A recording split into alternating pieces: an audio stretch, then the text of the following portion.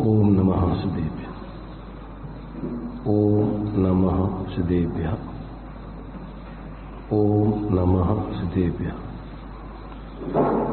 मंगलम भगवान वीरो मंगलम गौतम मुनि मंगलम कुंद कुंदाद्यो जैन धर्मोस्तु मंगलम सर्वमंगल मांगल्यम सर्वकल्याणकारकम प्रधानम सर्वधर्माणां जैनम जयतु शासनम जैनम जयतु शासनम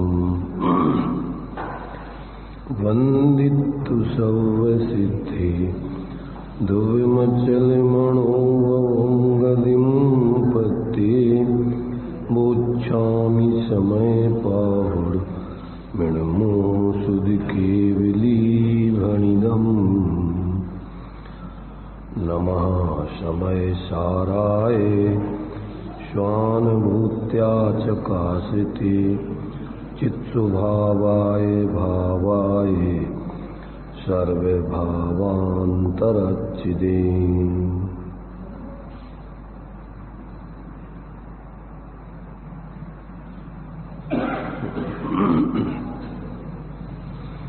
समय सार जी गाथा अपनी 20, 21, 22 तीन गाथा चलेंगी। इसमें अब शिष्य का प्रश्न है कि जीव अप्रतिबुद्ध है, उसको कैसे पहचाना जाए। अप्रतिबुद्ध बने की पहचान क्या है। अभी इसके पहले तो कि जीव कब तक अप्रतिबुद्ध रहता है उसको बताया था। अब उसकी पहचान क्या है कि हम समझें कि हम अप्रतिबुद्ध हैं, उसका यहाँ पर अब 3 गाथाओं में स्पष्टीकरण किया जा रहा है। अप्रतिबुद्ध माने अज्ञानी, मिथ्या दृष्टि, अविवेकी, अधार्मिक। कैसे पहचाने कि हम अभी अधार्मिक हैं, धार्मिक नहीं बने, विवेकी नहीं बने, मूढ़ हैं धर्म के नाम पर। ऐसा जो है यहाँ इस प्रश्न का समाधान आचार्य देव 3 गाथाओं में यहाँ पर करते हैं। गाथाएं हैं पहले अहमेदम एदमहम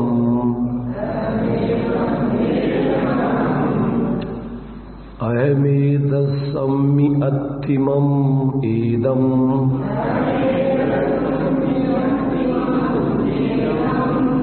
अन्नम जम परदब्बम सचित्ता चित्त में संभाव आसीमम पुभ्यमेदम एदस्य अहम पि आसिपोबम ही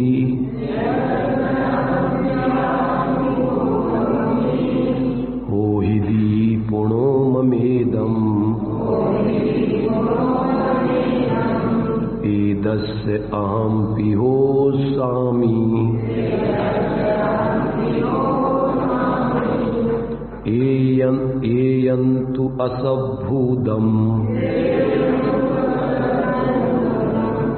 आदव्यप्पम करे दिशम मूढ़ो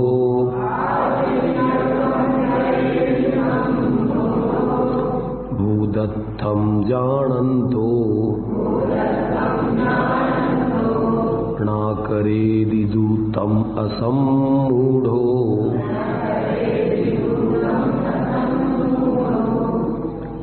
नीचे हिंदी दी है। मैं ये अवरु ये मैं हूँ इनका अवरु ये है मेरे जो अन्य है सचेत अगर अचित भी मेरा ही यह था पूर्व में मैं किसी कागत काल में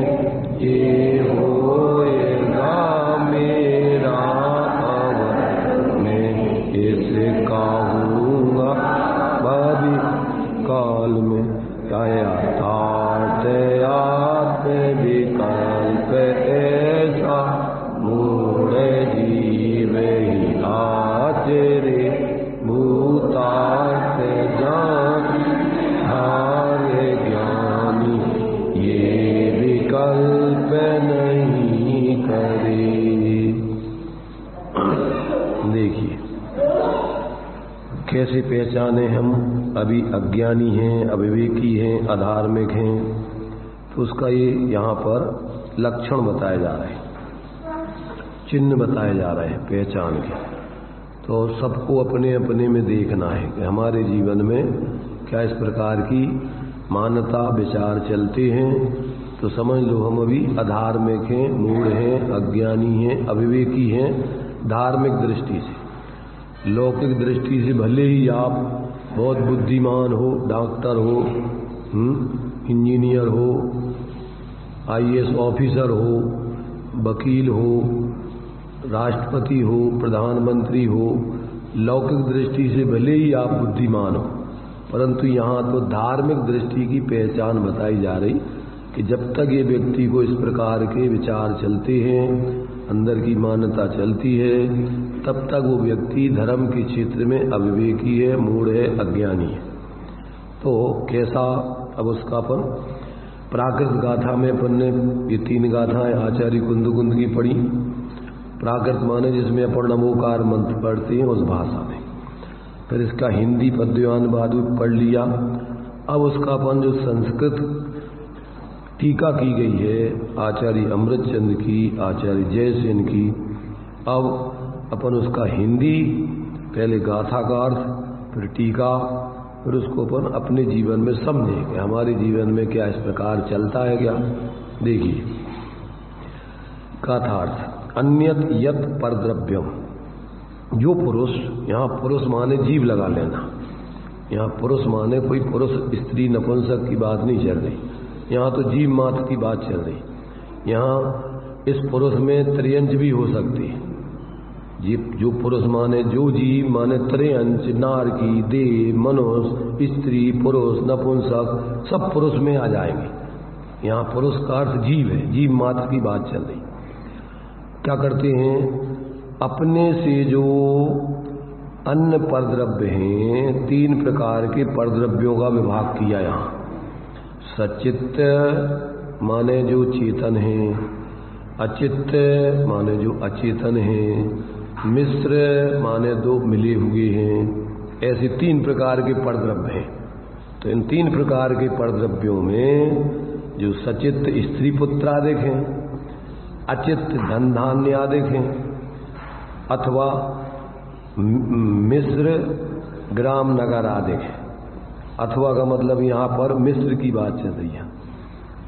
मिश्र में जो सचित्त में तो चेतन पदार्थ, अब चेतन पदार्थ पुरुष भी हो सकते हैं, जानवर भी हो सकते, माने उसमें मनुष्य पर्याय की भी हो सकते हैं, त्रियंच पर्याय आदि के भी हो सकते हैं, तो वो सचित्त। अचित्त में जो अपने लिए धन धान्य आदि, अपने मकान, रुपया, पैसा, कपड़े लत्ते, ये सब वो अचेतन पदार्थ, वे सब अचित्त। और मिश्र में जिसमें चेतन और अचेतन दोनों मिले हुए हैं, ऐसा ये गांव, ये नगर, ये परिवार, ये कुटुंब, ये सब, इन सब में अपनापन करना।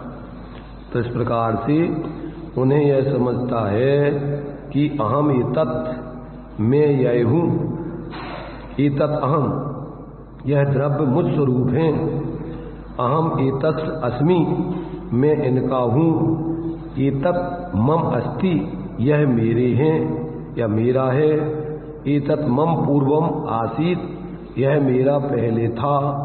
एतस् अहम अपि पूर्वम आसम, इसका मैं भी पहले था। एतत् मम पुनः भविष्यति, यह मेरा भविष्य में होगा। अहम अपि एतस् भविष्यामि, मैं भी इसका भविष्य में होऊंगा। इन 3 प्रकार के द्रव्यों में तीनों समय संबंधी अहंकार ममकार करना, मैं और मेरा, ये मेरे हैं, मैं इनका हूँ, या ये मैं ये मैं है, ये मैं ये हूँ। पहले तो मैं परद्रव्य मैं हूँ और मैं परद्रव्य हूँ, ऐसा अहमपना, तीनों काल संबंधी, कर तीनों काल संबंधी ममपना, ये मेरे हैं, मैं इनका हूँ। तो पहले भी था, अभी भी हूँ। पहले भी था मैं इनका, ये मेरे थे, भविष्य में भी मेरे ये होंगे, मैं इनका होऊंगा। तो त्रिकालवर्ती इस प्रकार से जो ऐसी मिथ्या मान्यता है, ऐसा झूठा आत्मविकल्प, आत्मा में इस प्रकार का विचार उठता है, मान्यता होती है, जानता है, तो जो ऐसा करता है वह सम्मूढ़ो। वो कैसा है? मूढ़ है, पूरा पूरा मूढ़ है। सम्मूढ़ जैसे सम्यक दर्शन होता है ना, ऐसे मूढ़ भी पूरा मूढ़ है, वो अधूरा मूढ़ नहीं है, सम्मूढ़। तो मूढ़ है, मोही है, अज्ञानी है। तू माने और जो जीव भूतार्थम यानी परमार्थ से यथार्थ रूप में जो जैसा वस्तु का स्वरूप है वैसा जानता होगा, तब माने वैसा झूठा विकल्प स्वामी पर का पर में अपना ऐसा झूठा विकल्प नहीं करता, वह असम्मूढ़ो, वो अच्छी प्रकार से मूढ़ता को छोड़ करके वो विवेकी बन गया, ज्ञानी बन गया है, ऐसा जानना चाहिए। ये सामान्य से गाथा में आचार्य देव ने समझाया है। अब टीका में उसी बात को दृष्टांत से समझा रहे। लोक में जो है तुम अनुभूत दृष्टांत है, अनंतभूत सिद्धांत समझा रहे हैं। जैसे कोई पुरुष ईंधन और अग्नि को मिला हुआ देखकर ऐसा झूठा विकल्प करे कि जो अग्नि है सो ईंधन है और जो ईंधन है सो अग्नि है। ईंधन अग्नि जानते? नहीं जानते अग्नि, ईंधन अग्नि। ईंधन माने लकड़ी, कंडे, कागज आदि, जो अग्नि जिसके माध्यम से जलती है। तो वो ईंधन अलग है, अग्नि अलग है, परंतु दोनों को संयोग रूप देखकर जो ईंधन है सो अग्नि है, जो अग्नि है सो ईंधन है, ऐसा जानता है। तो अग्नि अब आगे जो है ऐसा झूठा विकल्प करता है, जो अग्नि है सो ईंधन है और ईंधन है सो अग्नि है, अग्नि का ईंधन है, ईंधन की अग्नि है, अग्नि का ईंधन पहले था, ईंधन की अग्नि पहले थी, अग्नि का ईंधन भविष्य में होगा, ईंधन की अग्नि भविष्य में होगी। ऐसा ईंधन में ही अग्नि का विकल्प करता है, वह झूठा है। उसमें अप्रतिबुद्ध अज्ञानी कोई माने उस इस प्रकार के भावों से कोई अज्ञानी पहचाना जाता है। ये तो दृष्टांत दे दिया। इसी प्रकार कोई आत्मा परद्रव्य में ही असत्यार्थ आत्मविकल्प करे कि मैं यह परद्रव्य हूँ, यह परद्रव्य मुझ स्वरूप है, यह मेरा द्रव्य है, इस परद्रव्य का मैं हूँ, मेरा यह पहले था, मैं इसका पहले था, मेरा यह भविष्य में होगा, मैं इसका भविष्य में होऊंगा। ऐसे झूठे विकल्पों से अज्ञानी पहचाना जाता है। पहले सामान्य से गाथा में सचित्त, अचित्त और मिश्र ऐसा कुछ भी हो वो तुम लगा लेना। अब इसमें तो चूंकि जीव लोक में किन्हीं चीजों में अपनापन करता है, किन्हीं में परायापन करता है। तो अब अपने को छोड़ के जितने भी चेतन अचेतन मिश्र पदार्थ हैं उनमें इस प्रकार से झूठा स्वपर में एकत्व बुद्धि बनेगा, स्वामित्व एकत्व का विकल्प करता है, अहंकार ममकार करता है। वो जीव अज्ञानी, अविवेकी, मिथ्या दृष्टि, अधार्मिक। क्योंकि वस्तु का स्वरूप कुछ जैसा है वैसा जानना मानना अनुभवना वो धर्म है, वस्तु स्वभाव धम्मो, और जैसा नहीं है वैसा जानना मानना अनुभवना वो अधर्म है। तो अब अपन है तो जीव चेतन स्वरूप शांत निराकुल, और अपने को ये सारे संयोग आदि रूप अनुभव करते हैं, चेतन अचेतन आदि रूप। तो उससे अपन को रागादिक विकारी भाव, मिथ्यात आदि के मिथ्या भाव, ये आश्रव भाव पैदा होते हैं, और ये आश्रव भाव ये दुख के कारण है। वे परद्रव्य तो निमित्त मात्र है, उनमें दुख नहीं है अपना, समझ रहे ना, अपना दुख काय में है? उनमें जो ऐसा झूठी मान्यता ज्ञानपना और उसमें ही निरंतर लगे रहना, उपयोग को जोड़े रहना, ये मिथ्या दर्शन ज्ञान चारित्र हैं। इनसे दुखी है जीव। परद्रव्य तो निमित्त मात्र है, परद्रव्य तुम्हारे होते नहीं, पर परद्रव्य के निमित्त से जो अंदर आत्मा में जो पराश्रित आकुलता रूप भाव होते हैं, यही आत्मा के लिए दुख रूप है। ऐसे मिथ्यादृग ज्ञान चरण वश भ्रमत भरत दुख जन्म मरण ताते, इनको तजिए सुजान। कठिन है। अभी तो पहले विकल्प के तल पर पहले निर्णय करना है और फिर इसके बाद अंदर में निर्विकल्प होके अपने को अपने रूप अनुभव करना है। इसी में दिया हुआ है। पहले तो ये भेद विज्ञान सविकल्प दशा में होता है। जिस भांति प्रज्ञा छेनी से पर से विभक्त किया इसे, माने इसी माने अपनी आत्मा, पहले विकल्प दशा में उस भांति प्रज्ञा छेनी से ही अरे ग्रहण करो उसे। अपने को पहले तो पर से भिन्न जानो, विकल्प में निर्णय करो और फिर अपने उसी ज्ञान में अपने ज्ञान स्वरूप आत्मा को निर्विकल्प होकर अनुभव करो। ये दो प्रकार की आपको मोक्ष मार्ग में पहले व्यवस्था है। पहले जो विचार ही नहीं करता, मंदिर में आया, जो कुछ भी जानता है बोला, चला गया करके, तो उसको तो अभी मिथ्यात्व दूर करने का उपाय ही नहीं है। तत्व का विचार, तत्व माने स्वापर, द्रव्य और स्वपर के भाव, भेद, उनसे भेद विज्ञान करना कि ये परद्रव्य, परद्रव्य के भाव मेरे नहीं है, मैं नहीं हूं।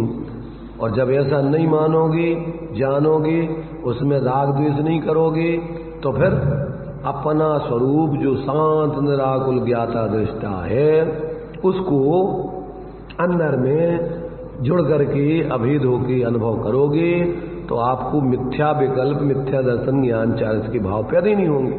पर आप शांत परिणति में आपके सम्यक दर्शन, सम्यक ज्ञान, सम्यक चारित्र, सम्यक दर्शन, सम्यक ज्ञान, सम्यक चारित्र माने स्वरूप की स्थिरता, लीनता, अपने को अपने रूप जानना, मानना, उसी में स्थिर रहना, वो शांति, वो मोक्ष का मार्ग है। ये शांति का उपाय है। पहले तो समझना, क्योंकि जानोगे नहीं तो फिर मानोगे कैसे, और जानोगे मानोगे नहीं तो उसमें स्थिर कैसे होगे। बिन जाने थे दोष गुणन को कैसे तजिए गइए। तो पहले तो ये समझना बहुत जरूरी है, फिर समझ करके अपने को अपने रूप ग्रहण करना, अपने, क्योंकि अपना ही उपयोग अपने पर्याय में ही अपन ये विकल्प कर रहा है समझने में, और अपनी ही वो पर्याय अब ये समझने के विकल्प छोड़ के और फिर अंदर में जो अपना स्वरूप है उसको ग्रहण करके शांति से आनंद लेना, उसका नाम धर्म है। धर्म क्या है? पर द्रव्यंते भिन्न आप में रुचि सम्यक भला, आप रूप को जानपनो सु सम्यक ज्ञान कला, और आप रूप में लीन रहे थे सम्यक चारे सोई। यही शांति का मार्ग है। आत्म को हित है सुख सो सुख, आकुलता बिन कहिए, और आकुलता शिव रूप न ताते, शिव रूप होना चाहिए। शिव माही, शिव माही माने मोह रहित दशा, मोक्ष माने अपन ऐसा समझते हैं कि आकुलता निराकुलता मोक्ष में है, या आकुलता मोक्ष में नहीं है। नास्ति रूप में कहो तो आकुलता मोक्ष में नहीं है, और अस्तु रूप में कहो तो निराकुलता मोक्ष में है। तो मोक्ष माने कहाँ? मोक्ष माने अपन लोक के अग्रभाग पर है। मोक्ष माने अपनी ही आत्मा की मोह रहित स्वाश्रित दशा, उसका नाम है मोक्ष। तो मोक्ष कोई बाहर नहीं समझना, बाहर पे तो आरोप आता है। काय का जहां सिद्ध जीव रहते हैं तो उस स्थान को उपचार से अपन मोक्ष स्थान कहते हैं। जैसे जहां जिन क्षेत्रों से जीवों ने अपनी स्वरूप साधना करके और मोह रहित दशा प्राप्त की तो अपन उनको सिद्ध क्षेत्र कहते हैं। तो सिद्ध क्षेत्र में नहीं है सिद्ध तो उनने आत्मा में दशा प्रकट की थी, तो जहां की उस स्थान पे आरोप आ गया कि वो स्थान सिद्ध क्षेत्र। वो स्थान तो अचेतन है, पौधगले के जमीन है, पहाड़ है, अथवा पेड़ पौधों की जगह वहां बैठ के अशोक वृक्ष के नीचे से केवल ज्ञान पाया। तो जिस वृक्ष के नीचे बैठ करके वो अशोक वृक्ष हो गया, जिसमें अब शोक खत्म हो गया।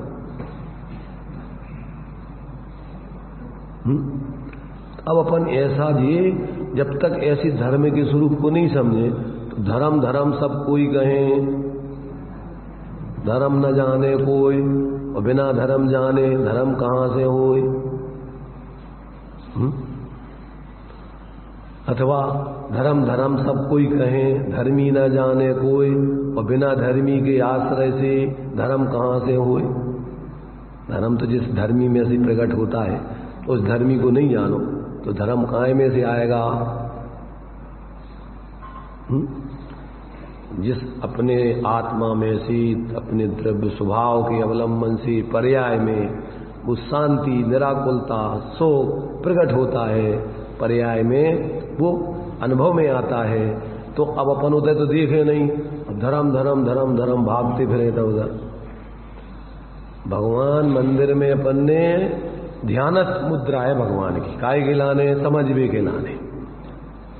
आचार्य कहते हैं दो प्रकार से उपदेश होता है, एक होता है लिंगज, एक होता है शब्दज।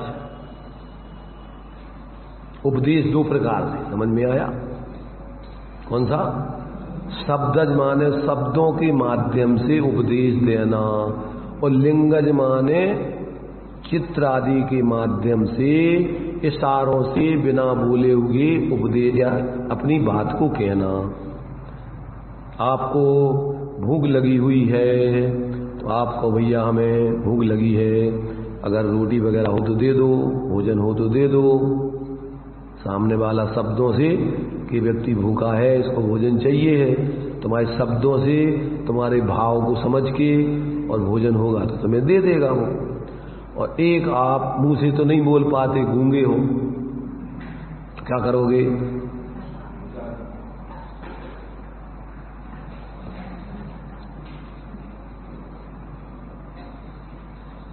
क्या कह रहे तुम कि भैया हमारा पेट खाली है, भूख लगी है, प्यासे हैं, अगर आपके पास भोजन हो तो दे दो, पानी हो तो पिला दो। ऐसी भगवान की मूर्ति बिना बोले उपदेश दे रही कि देखो भैया, अगर तुम्हें शांति चाहिए हो तो जैसे हम बैठे ऐसे बैठो और अंदर में अपने को देखो, जानो, अनुभव करो तो तुम्हें शांति मिलेगी। ऊधम पट्टी करोगे तो शांति नहीं मिलेगी। क्या कह रही भगवान की मूर्ति? गांधी जी के 3 मंदिर देखे, काय के लिए आने देवे? प्रदर्शनी के लिए। कछु उपदेश देवे के लाने बनाए थे ना। या तो लिख दो कि भैया बुरा मत बोलो, अपन अनर्थ दंड बोलते ना, ये अनर्थ दंड का निषेध किया उसमें। अपन ऐसी चीजें मत देखो जिसमें परिणाम बिगड़े, ऐसी बातें मत सुनो जिसमें परिणाम बिगड़े। अनर्थ दंड में पढ़ी अपन ने, राग देश करतार कथा कबहू न सुनी जी। अब उनने वो चित्र बना रहे, 3 बंदर बना रहे। तो ये क्या कह रहे कि भैया अनर्थ, जिससे व्यर्थ में तुम्हें लाभ कुछ नहीं और पाप के भाव पैदा हो जाए, तो ऐसी तुम काम ऐसा मत देखो, मत सुनो, दूसरों के परिणाम बिगड़े ऐसा मत बोलो। ये गांधी जी के 3 बंदर अपनी जनवाणी के अनर्थ दंड व्रतों का निषेध करने वाले हैं, वे लिंगज ज्ञान कराने वाले। हाँ, वो बुरा मत सोचो, एक और दिमाग में।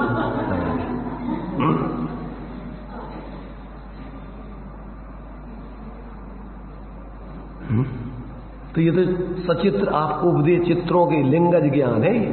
2 प्रकार से ज्ञान होता है। एक तो अपन देखो, भारत की पुस्तक लिख दो, भारत कहाँ कितना बड़ा है, कितना क्षेत्रफल है, और एक उसकी नक्शा बना दो, मैप।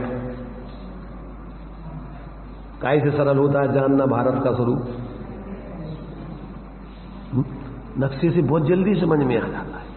ऐसी मूर्ति के माध्यम से आपको धर्म समझना बहुत सरल है। अब ये मूर्तियां लड़ने झगड़ने के लिए नहीं है, ये काय के लिए बनी? भगवान की मूर्ति यहां निश्चय वालों की हो, व्यवहार वालों की हो। वो क्या बता रही? निश्चय वालों की कह रही है कि तुम लड़ो झगड़ो। क्या कह रही? व्यवहार वालों की क्या कह रही है? कि तुम लड़ो झगड़ो। काय के लिए थी मूर्तियां? लड़ने झगड़ने के लिए। क्या? उनसे शांति का उपदेश सुनने के लिए थी वो मूर्ति। और अपन ने क्या कर लो? अपन ने राग द्वेष पैदा कर लो उन्हीं मूर्तियों को माध्यम बना के। कैसे? अपनी मूढ़ता से, अपने पक्षपात से, अपनी सांप्रदायिकता से। मूर्तियां तो यही खिलाने बनाई थी वे। बनाने वाले बेचारे भी एक ऐसी मूर्तियां बनाते, चाहे निश्चय वालों की हो चाहे व्यवहार वालों की। अलग अलग बनाते क्या? नहीं आ रहा, समझ में नहीं आ रहा। ये उपदेश अपन ने अभी तक सुना नहीं है। अभी तो अपन ने जो निश्चय और व्यवहार का अपना अपन ने जो धारणाएं बनाई हैं, अभी तो अपन ने वही उपदेश सुना है कि अपन समय सार पढ़ लो तो निश्चय वालों को उपदेश धर्म हो रहा हो, और शांति धारा कर लो भगवान की मूर्ति पे तो व्यवहार वालों को धर्म हो रहा हो।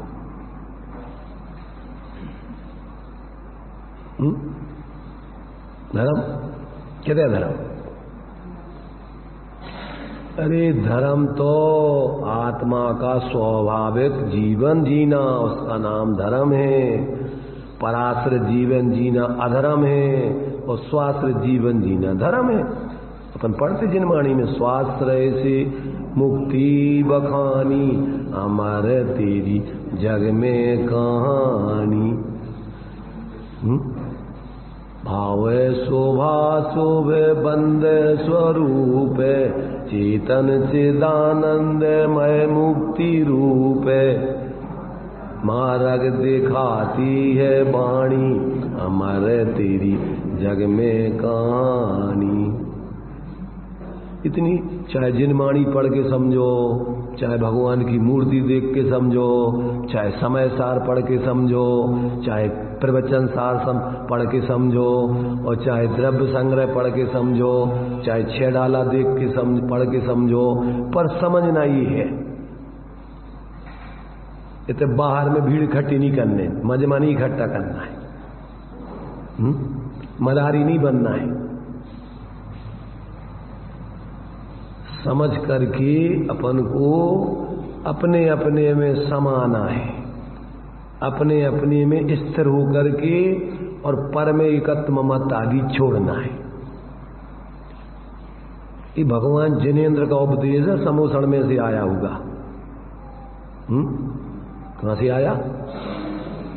100 इंद्रों की उपस्थिति में भगवान जिनेन्द्र ने जो उपदेश दिया था, वही उपदेश इसके मूल ग्रंथ करतारा सर्वज्ञ देवा, तदुत्तर ग्रंथ करतारा गणधर देवा, प्रति गणधर देवा, तेसाम वचनानुसार, उन्हीं के वचनों के अनुसार जितने भी ज्ञानी उपदेशक होते हैं, जो आप्त होते हैं, वे सब भगवान की वाणी को कहते हैं।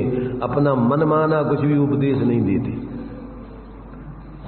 और मनमाना जो देते हैं वे आप डुबनते पाड़े और ले डूबे जजमान, वे सब कसायों से बोलते हैं।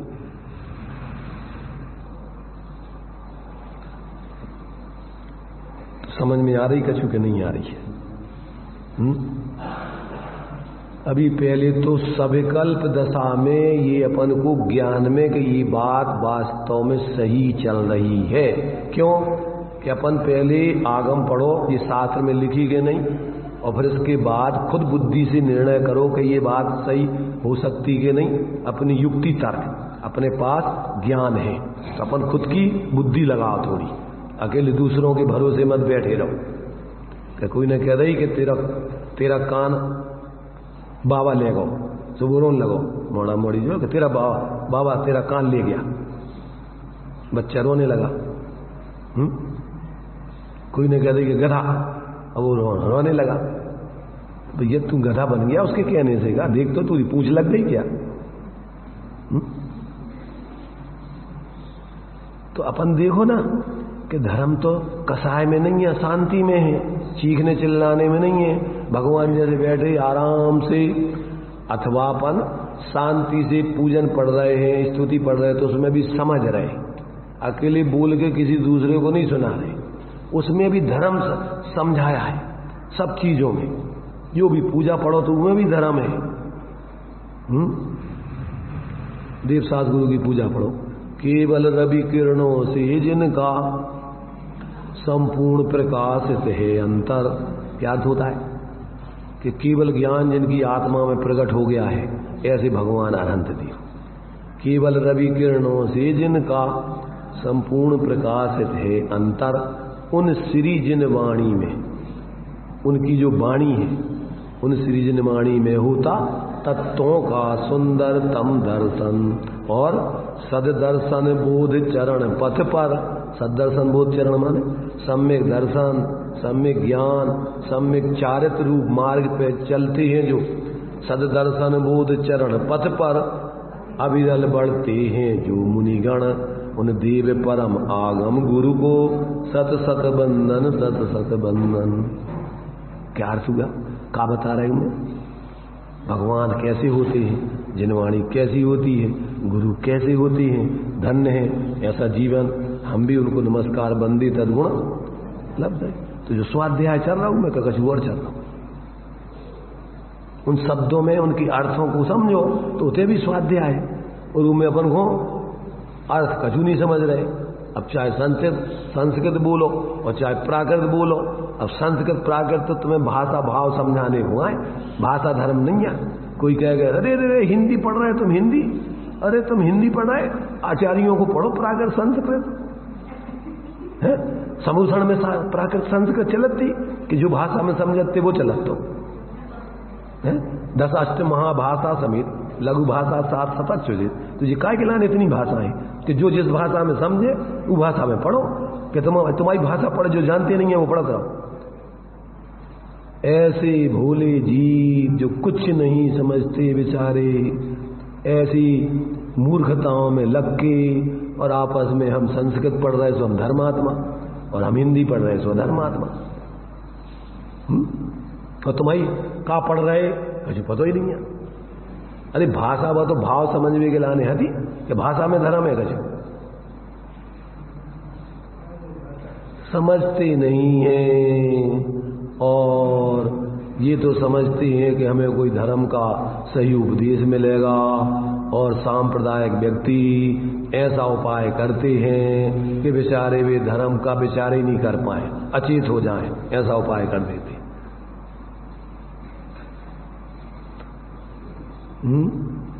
समझो, अपन को दूसरी तरफ नहीं देखना है, अपन को अपने गरेबान में झांकना है। हमारे जीवन में ऐसी मूर्ताएं नहीं आने चाहिए। संसार में तो ऐसे ही चलेगा, अनादिकाल से अनंत काल तक धर्म अधर्म, धर्मात्मा धर्मात्मा, सांप्रदायिक धर्म सच्ची, ये सब चलते ही रहते, कभी इनका अभाव नहीं होता है। पर जिसके लिए अब माल तो बाजार में असली नकली सब बिकता है। अब जिसको असली माल खरीदना है उसको पहचान होनी चाहिए असली माल की, कि जो असली माल है, जो नकली माल है। अपन उन बेचे वालों को नहीं लड़ने झगड़ने उनसे, अपन को क्या करना, अपन को तो असली माल की पहचान करके और जो असली माल है उसको समझ के अपने जीवन में आत्मसात करो, अपना हित होगा। देखो भाई, उपदेश मात्र पढ़ते रहना नहीं है। रोग व्यक्तियों को कौन से हैं उस हिसाब से दवाई दी जाती है। जीवों के जीवन में जो मूर्ताएं चल रही हैं उन मूर्ताओं को सुधारने के लिए उपदेश दिया जाता है। ये नहीं है कि रूढ़ी से तुमने जो लिखो सो पढ़ गए और चले गए, न उनकी समझ में आओ न तुम्हें समझ में आओगे तुम क्या समझा रहे। इसलिए सरल भाषा में, अपनी भाषा में जो समझ सकें जिस भाषा में, उसमें उनको समझा दो। ज्ञानी तो अपनी ऊंची भाषा में, आचार्यों ने तो प्राकृत संस्कृत में लिखा। क्यों? कि अब देश देश की भाषा भी कितनी कितनी लिखें, इस भाषा का तो रूपांतरण करके सब जगह सब लोग समझ जाएं। पर अब वो अलग अलग भाषाएं, अब उनको जगह जगह की भाषाएं, सबरी भाषाएं कितनी याद करें।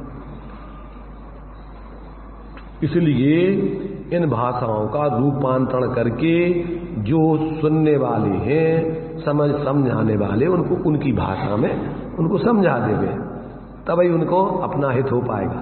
अब सामने वाला को समझे नहीं, तुम बोल दो इंग्लिश में, संस्कृत में, प्राकृत में, अब वो समझते नहीं है। ऐसा हुआ पहले वाद विवाद बहुत होते थे इन जैनों में और अन्य मताओं, सत्य अपनी अपनी बात को प्रस्तुत करने के लिए वाद विवाद होते थे। तो सरस्वती दयानंद हुए, उस समय भी इस प्रकार के अपनी वाद विवाद माने लड़ना झगड़ना नहीं, अपनी बात को तुम सिद्ध करो, जनता निर्णय करेगी कि किसकी बात सही है। जैसे न्यायाधीश, दो वकील होते हैं, तो दो वकील क्या करते हैं, अपने अपने क्लाइंट की तरफ से अपने अपने जो भी उनने दो अपने उनके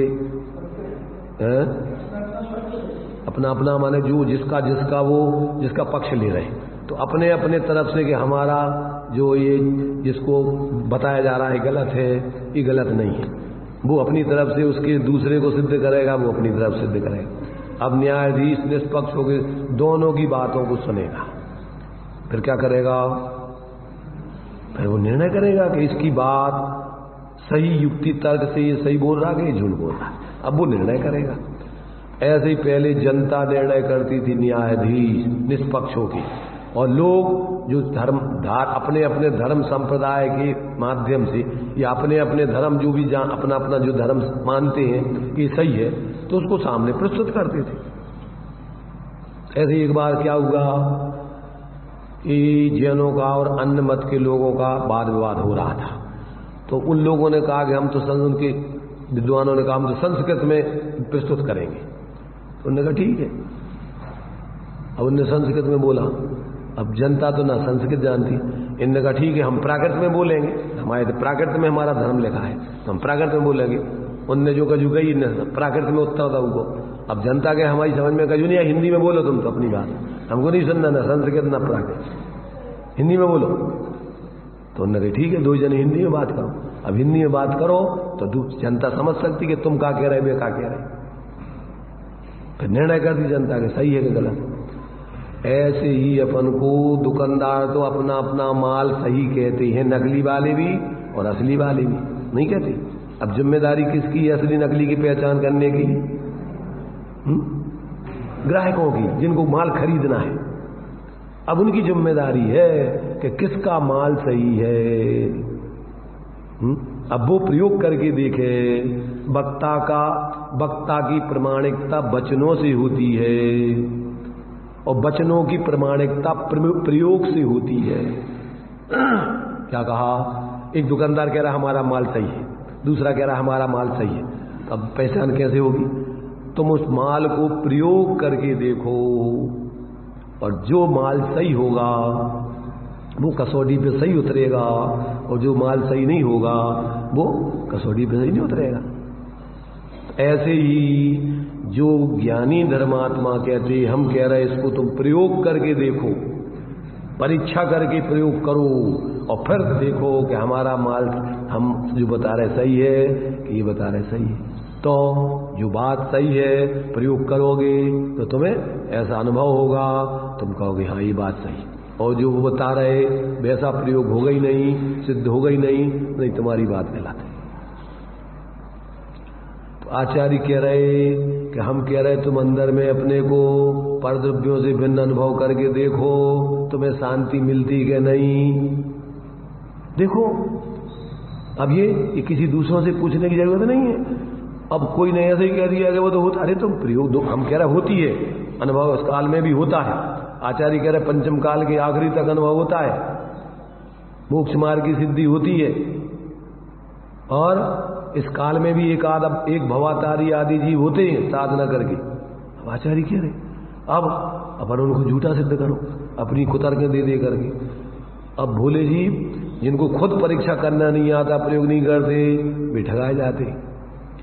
इसलिए धर्म अनुभूत चीज है, जीवन में प्रैक्टिकल करने लायक है। ये कोई कहवे सुनवे मात्र की चीज नहीं है। जो बात कही जा रही है उसको आप प्रयोग की कसौटी पे कस के देखो, और अगर वो प्रयोग की कसौटी पे सही उतरे तो स्वीकार करो।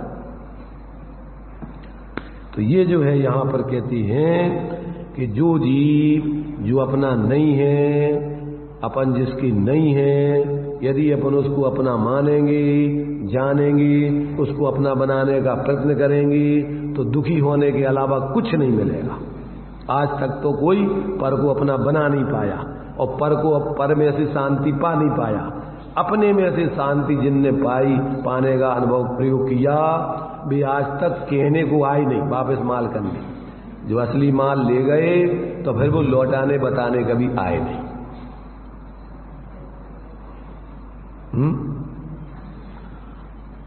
सुनाई नहीं दे रहा, कुछ लोगों को अभी सुनाई नहीं दे रहा है। कुछ लोग अभी कुछ और चिंता में लग जाते हैं सुनते सुनते कि पता नहीं कहाँ की चर्चा है ये। कितने लोगों की समझ में नहीं आ रही? हाँ उठाओ। हमारी बातें इसी की बातें समझा रहे हैं अपनी तुम्हारी भाषा में, तुम्हारे जीवन उपयोगी चर्चा कर रहे हैं। ये विमल चंद जी कहते हैं कि भाई तुम जीवन उपयोगी बातें, शास्त्रों की बातें मत बोलो, तुम अपने अनुभव से बताओ तो लोगों को जल्दी समझ में आ जाएगा।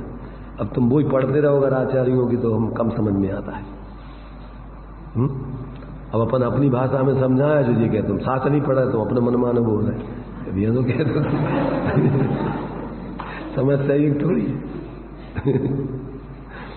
तो शास्त्र भी पढ़ना पड़ता है और अपनी भाषा में भी समझाना पड़ता है।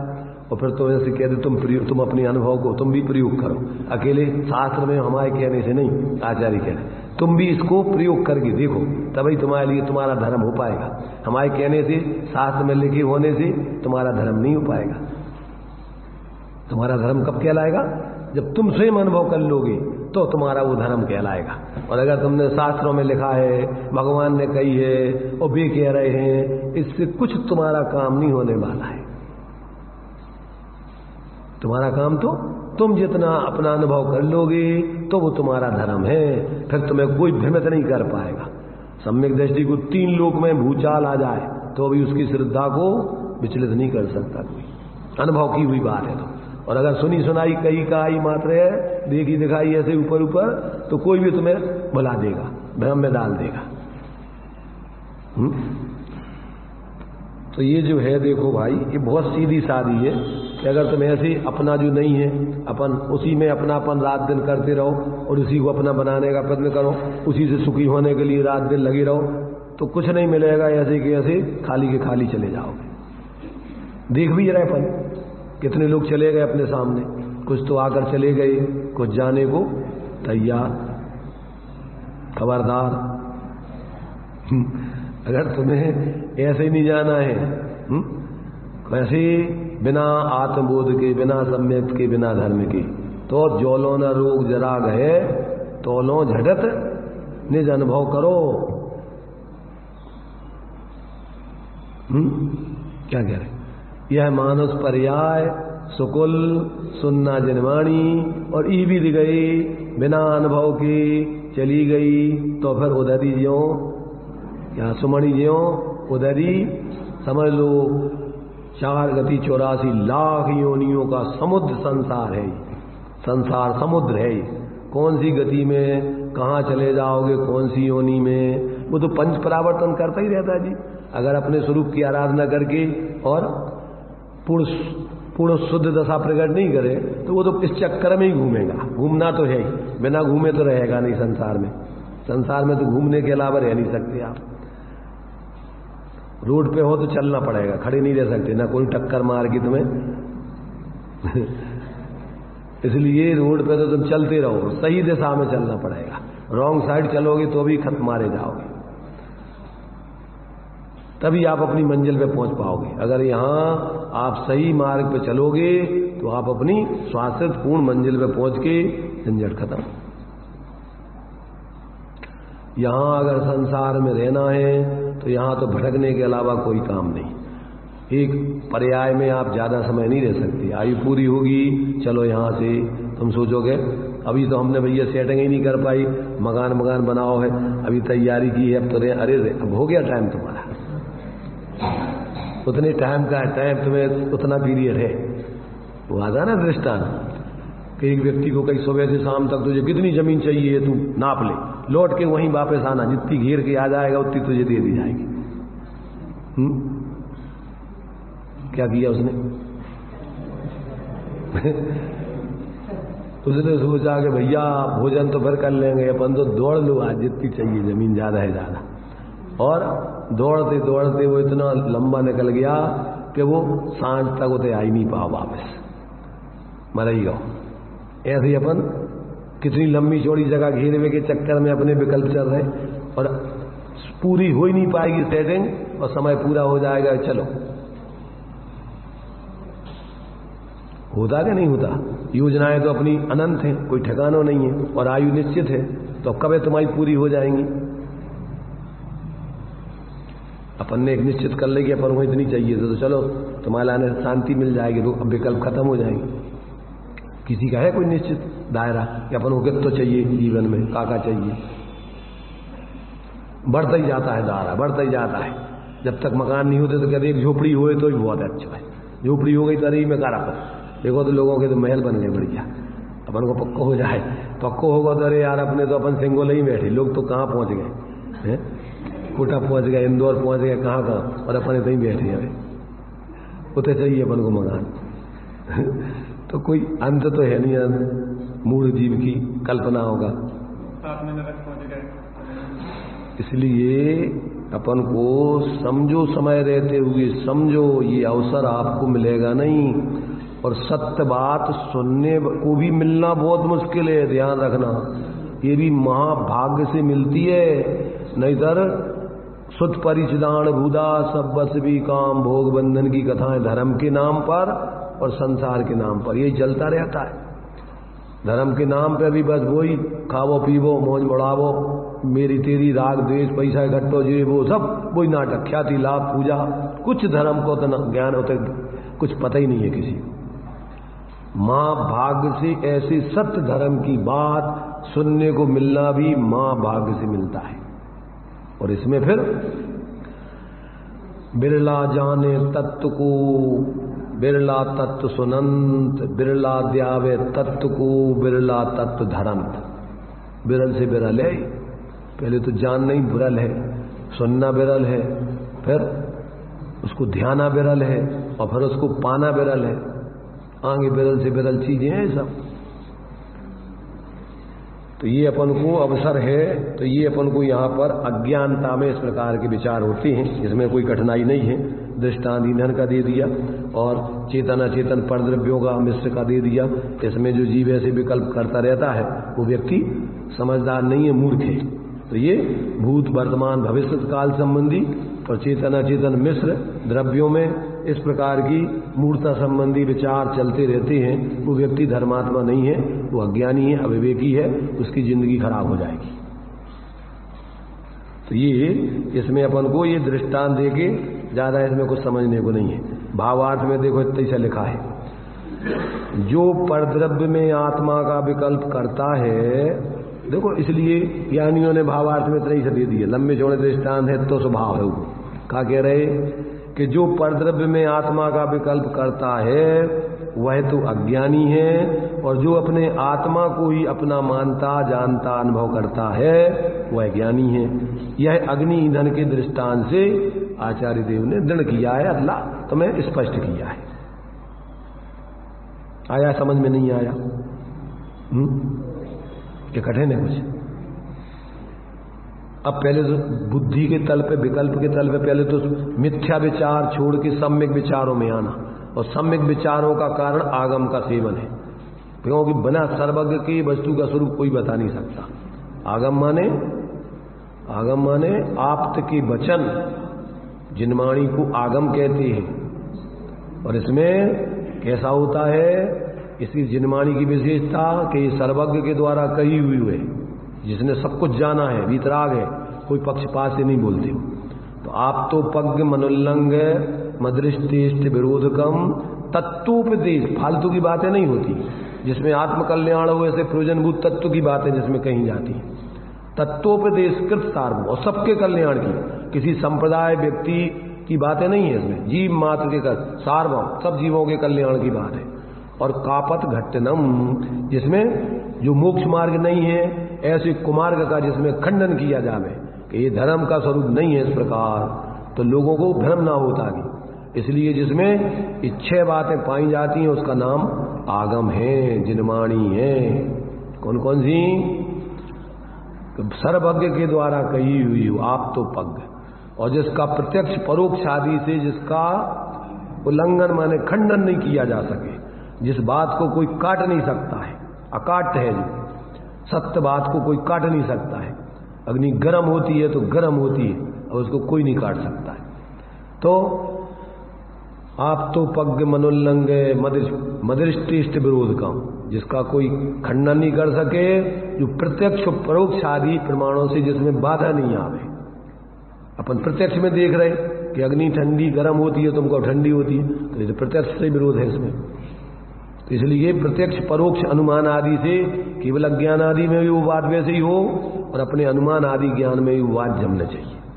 तो आप तो पग मनोल्लंघ मदृष्टिष्ट विरोधकम तत्वोपदेश, तत्वों का उपदेश जिसमें वो फालतू की बातें नहीं हो इधर उधर की, और सार्वम कृत सार्वम, सभी जीवों के कल्याण की जिसमें बात हो, सबके उदय की बात हो, कोई जो जहां खड़ा है वहां से उसका कल्याण वो कैसे करे, उन सबके लिए कल्याण की बात बताई जावे।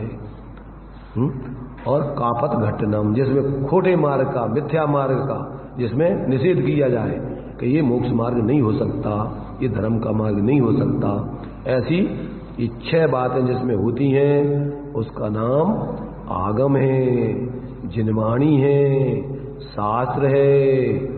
और ये इस प्रकार से जिसमें नहीं हो वो आगम नहीं हो सकता है, तो जिनवाणी नहीं हो सकती है, वो शास्त्र नहीं हो सकता है, वो हित का उपदेश नहीं हो सकता है। तो इस प्रकार से ये अपने लिए इसमें ये बात कि जब तक ये जीव इस प्रकार की मान्यता विचार रहते हैं तब तक वो अज्ञानी है, ये पहचान है।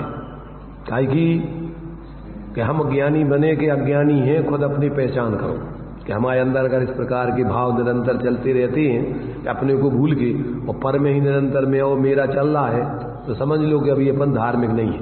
भले ही आप कितने ही मंदिर में आते हो, कितने ही पूजा पाठ करते हो, कितने ही स्वाध्याय करते हो, कितने ही लाखों का दान देते हो, कितने ही आप और भी काम करते हो व्यवहारिक, पर आप धार्मिक नहीं हो सकते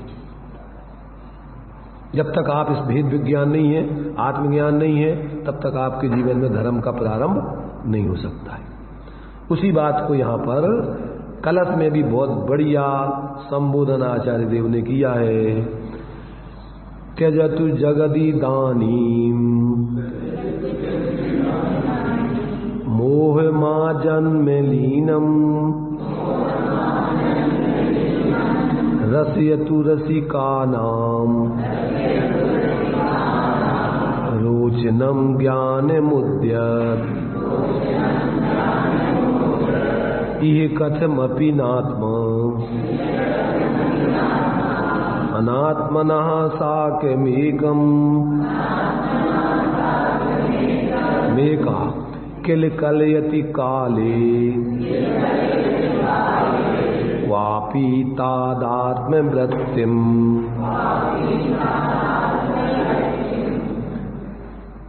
देखिए अर्थ क्या कह रहे, जगत, हे जगत के जीवो, अर्थात जगत के जीवो संबोधन कर रहे हैं।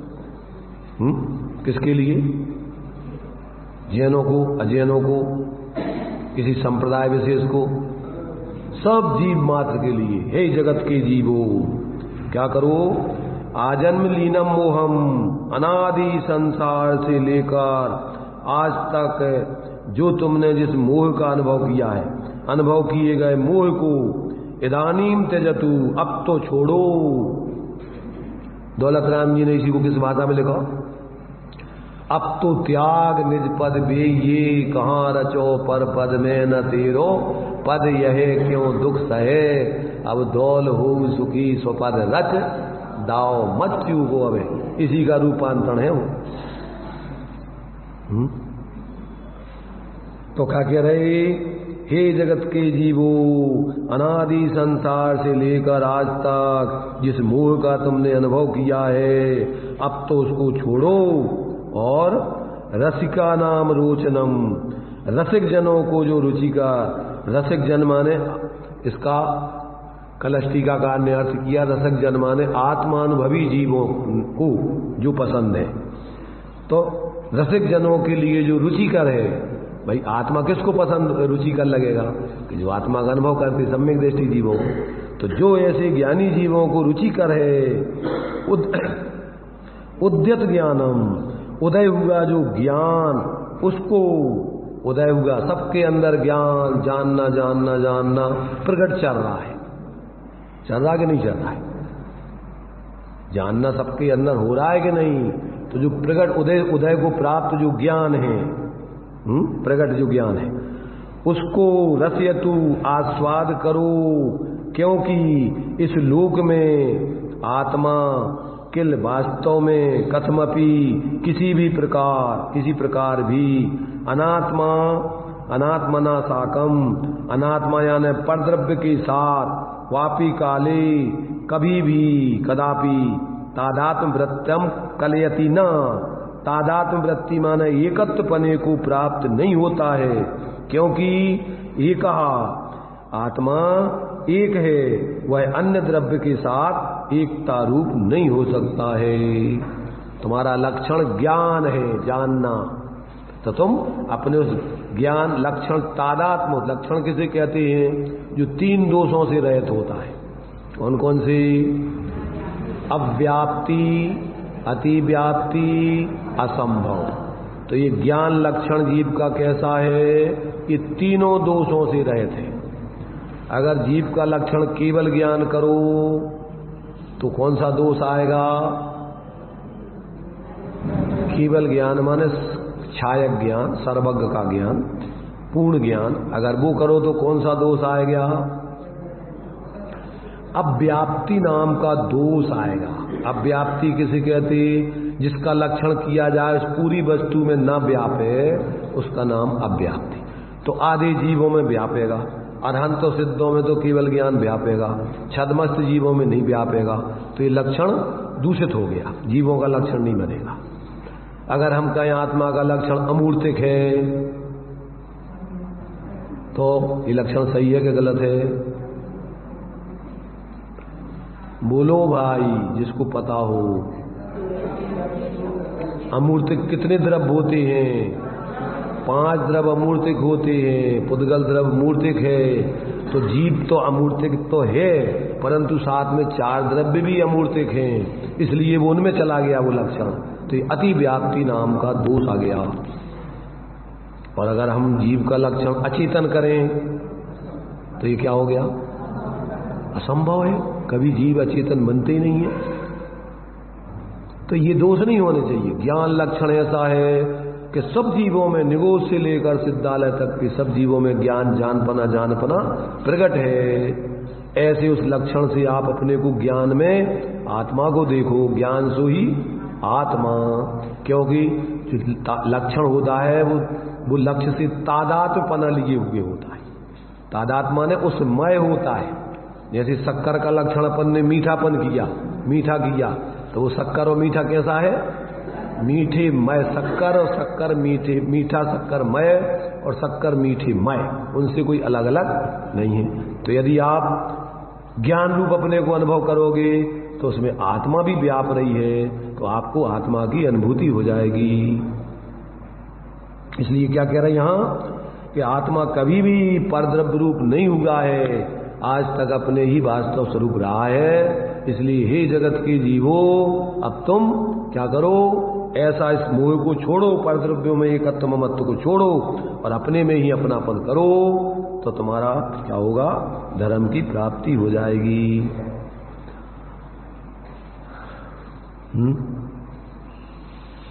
आ रहा थोड़ा समझ में? अगर थोड़ापन बुद्धि लगाओ, संगी पंचेंद्री है, अपन समझ सकते हैं, समझने वालों को ही उपदेश दिया जाता है, ना समझो को नहीं। सांप्रदायिक व्यक्ति तो सुनने ही नहीं आएंगे, तीव्र कसाई व्यक्ति सुनने ही नहीं आएंगे। तो जो बंद कसाई हैं, निष्पक्ष होके सुन रहे हैं जिनवाणी, उनको बता रहे आचार्य। तो अगर अपन थोड़ा बुद्धि लगाएं ज्ञान में, अपन अपने उपयोग को, संयोगों से उपयोग को, ज्ञान को हटाकर अपने उस ज्ञान स्वरूप में उपयोग को एकाग्र करें, तो ज्ञानानुभूति रेव आत्मानुभूति, उसी ज्ञान में आत्मा व्याप रही है तो आत्मा की अनुभूति हो जाएगी। ज्ञान की प्रतिपल उठे तरंग, झांकता उसमें आत्म राम। अरे आबाल गोपाल सुलभ सबको चिन्मय अभिराम, सबके लिए वो प्राप्त है आत्मा। अभी अपन ने 17वीं 18वीं गाथा की टीका और कलश में पढ़ा था कि आबाल गोपाल सबको जानने में जानने वाला ही आ रहा है, परंतु ऐसी अनुभूति प्रतीति उदित नहीं होती कि जो जानने वाला है सो यही मैं हूं और अन्य में नहीं हूं। ऐसी अनुभूति प्रतीति नहीं होती।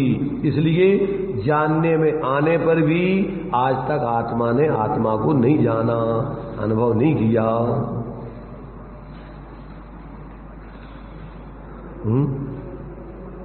सरल है कि कठिन है?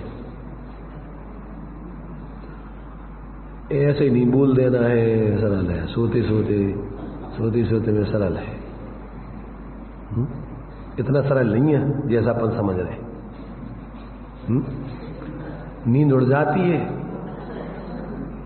जिसको ऐसा सरल समझ में आ जाता है उसकी नींद उड़ जाती है, खाना पीना भूल जाता है, संसार का सब रस फीका पड़ जाता है।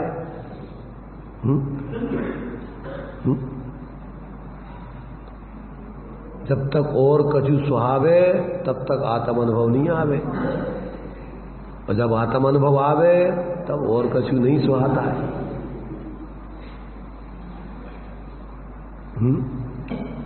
तो ये अपन को, जब ये बात अपन को सरल दिखने लग गई तो समझ लो कि अपन को और कोई चीज अपन को नहीं दिखाई देगी कि अपना को और कुछ है संसार।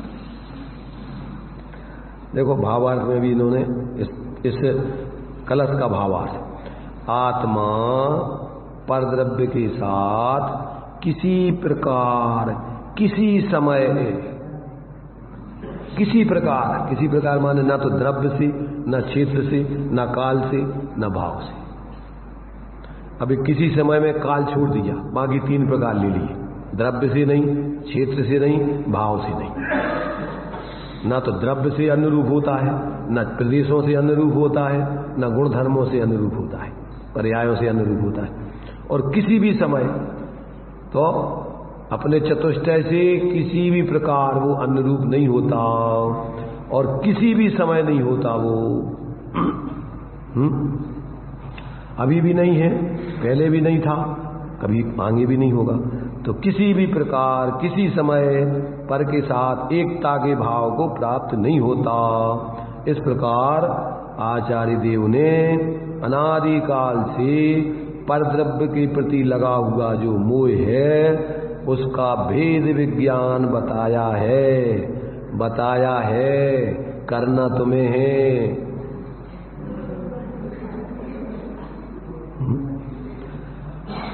और प्रेरणा की है कि एकत्व रूप मोह को अब तो छोड़ दो। अब थक गए हो अगर पर के एकत्र कर करके, तो अब तो छोड़ो। और नहीं थके हो तो अब उपदेश तुम्हें देने की जरूरत नहीं है, तुम्हें जो करना है वही करोगे। भाई एक व्यक्ति कुएं में पड़ा है और उसके लिए रस्सी डाली किसी ने, सज्जन ने, और वो उसको प्रेरणा की कि निकला भैया, मर जाएगा ना तो। धीरे धीरे उसने मेहनत की, चढ़ते चढ़ते चढ़ते आधे कुएं तक आ गया कि भैया अब तो हम थक गए, हमारे बस की नहीं है।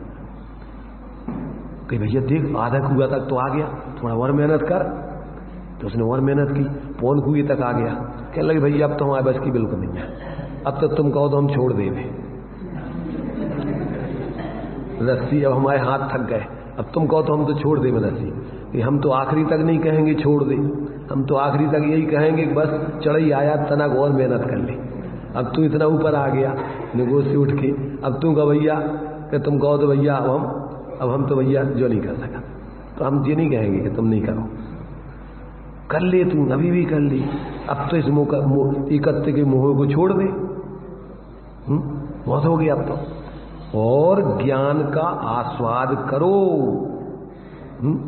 ज्ञानाभ्यास करो, ज्ञानाभ्यास करे मन माही, ताकि मोह अपने को ज्ञान स्वरूप अनुभव करो।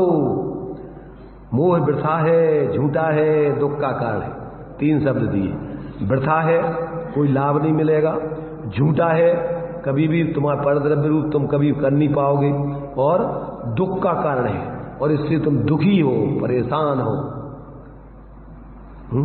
किसी तरीके से समझ जाओ, व्यर्थ है इसमें समझ जाओ, झूठा है इसमें समझ जाओ, या दुख का कारण है तो दुख से बचना हो तो समझ जाओ, कैसे ही तो समझो। नहीं आ रहा समझ में,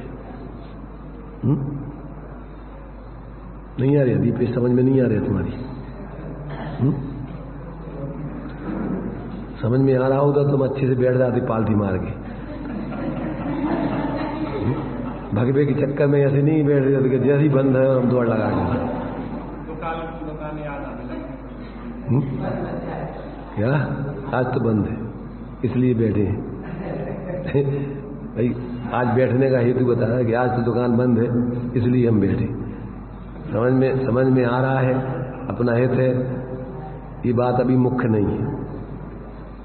ये तो अरे समझ में अगर आ जाए तो फिर तो दुकान, यही दुकान है, रत्नों का व्यापार है। एक रत्न अनमोल है, एक ही रत्न अगर खरीद लोगे तो तुम्हारी जिंदगी का अनंत भाव का दरिद्रता दूर हो जाएगी। रत्न त्रय, एक सम्यक दर्शन रत्न, सम्यक ज्ञान रत्न, सम्यक चार। आचार्यों ने इनको रत्न कहा, चेतन रत्न। वे तो जड़ रत्न है, वे तो तुम्हारे काम में नहीं आएंगे, और ये चेतन रत्न तुम्हारी आत्मा का कल्याण अमृत तुम्हारे लिए सुखी कर देंगे। तो देखो भाई, अपन अपनी सरल भाषा में वैसे अपन प्रयत्न तो पूरा कर रहे हैं कि सरल से सरलतम होकर के अपन को ये बात आचार्यों की प्राकृत संस्कृत की अपन को समझ में आ जाए, तो अपना कहीं किसी प्रकार से भ्रम ना रहे। ये नहीं समझना कि कोई अपन कोई अपना स्वार्थ लौकिक साधने के लिए कोई बातें आचार्यों ने लिखी। ये तो जीवों का हित करने के लिए करुणा बुद्धि से, और स्वयं की अभी उतनी ऊंचाई प्राप्त नहीं कर पाए तो अपने स्वयं पापों से बचने के लिए, कोई स्थान से बचने के लिए, और अपनी विशुद्धता बनाए रखने के लिए, बढ़ाने के लिए आचार्य देव ये स्वयं आयोजन कर रहे हैं। लिखा है इन्होंने टीका में कि हम जो समय सार की टीका कर रहे हैं, इसमें तो प्रयोजन हमारा मम परम विशुद्धि। काहे के लिए लिख रहे हैं? क्या हमारी जितनी शुद्धि है वो तो ठीक, अब हम परम विशुद्धि, पूर्ण शुद्धि चाहते, हम मलिनता बिल्कुल नहीं चाहते। इसके लिए हम अपना उपयोग इसमें लगा रहे हैं। और तुम जानो, तुम्हें अगर शुद्धि चाहिए है, या फिर पहले तो शुद्धि होगी फिर परम विशुद्धि होगी, तो पहले तो तुम्हें समझना हो, जीवन में सुखी होना हो, तो तुम सुनो समझो, जीवन में प्रयोग करो। तो 3 गाथाओं की अपन ने चर्चा और कलश के माध्यम से चर्चा कर ली। अब तात्पर्य वृत्ति में जैसे आचार्य देव और दूसरे दृष्टांत दे करके थोड़ा और स्पष्टीकरण गृहस्थ और मुनि दोनों के लिए समझा रहे हैं। ये नहीं है कि तुम सोचोगे कि गृहस्थों के लाने के मुनियों, ये दोनों को समझा रहे हैं, दृष्टांत दोनों के लिए दे रहे हैं। इसलिए समझना, ये जो है ये अकेले कोई मुनिराजों को नहीं लिखा। आचार्य कह रहे हैं कि गृहस्थ और मुनि दोनों इस प्रकार से सुनो, और अगर ऐसे मानोगे तो तुम अज्ञानी कहलाओगे, और ऐसा मानोगे तो तुम ज्ञानी बन जाओगे। चलिए, अभी अपना टाइम हो गया है।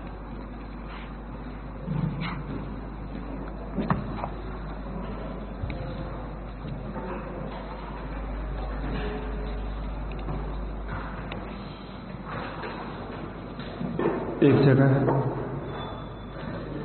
एक बस स्टैंड पर एक पागल रहता था। मोटर स्टैंड जहाँ पे बसें आती जाती हैं, एक पागल रहता था। तो एक बार क्या हुआ कि एक बारात की बस वहाँ पे बस स्टैंड पे आके कुछ समय के लिए रुकी। नाश्ता पानी करना था, अंधों का टाइम था। थोड़ी देर किए तो पहले बाराती उतरे तो पागल ने सोचा कि ये देखो मेरे बाराती उतर रहे हैं। फिर दुल्हन उतरी तो पागल ने जो समझा मेरी दुल्हन उतर रही है। दहेज उतरा, सामान नाश्ता उतरा, भोजन पानी उतरा, मेरी पंगत हो रही है, जो मेरा दहेज है। इस प्रकार से बड़ा प्रसन्न हो रहा था वह पागल। सबका भोजन हुआ तो पागल को भी थोड़ा भोजन दे दिया। मेरे विवाह का भोज चल रहा है। थोड़ी देर बाद बस के जाने का समय हुआ।